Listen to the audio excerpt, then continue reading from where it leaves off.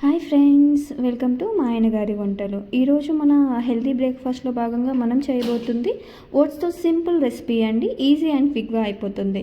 So మేము ముందుగా 1 cup of votes తీసుకుంటున్నాము. అందులో 1 గ్లాస్ ఆఫ్ హాట్ మిల్క్ తీసుకుంటున్నామండి. మేము హాట్ మిల్క్ తీసుకున్న తర్వాతకి ఒక 5 మినిట్స్ పక్కకి పెట్టేస్తున్నాము, అందులో నాననిస్తున్నామండి. సో ఆ తర్వాత మేము జాక్ ఫ్రూట్ని యాడ్ చేసుకుంటున్నాము. జాక్ ఫ్రూట్ అనేది సీజనల్ ఫ్రూట్ అండి. ఇది మనకి లో ఇన్ కొలెస్ట్రాల్ అండి. సో అందుకోసమని మనం సీజనల్ ఫ్రూట్స్ కంపల్సరీగా మన డైట్లో తీసుకోవాలి, అందుకే అది యాడ్ చేస్తున్నాము.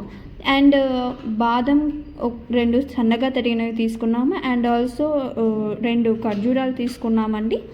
సో అవి కూడా గింజలు తీసేసి తీసుకున్నాము, సో స్వీట్నెస్ కోసం. అండ్ ఇంకా మీకు స్వీట్నెస్ కావాలంటే మీరు పైన హనీతో కూడా సర్వ్ చేసుకోవచ్చు.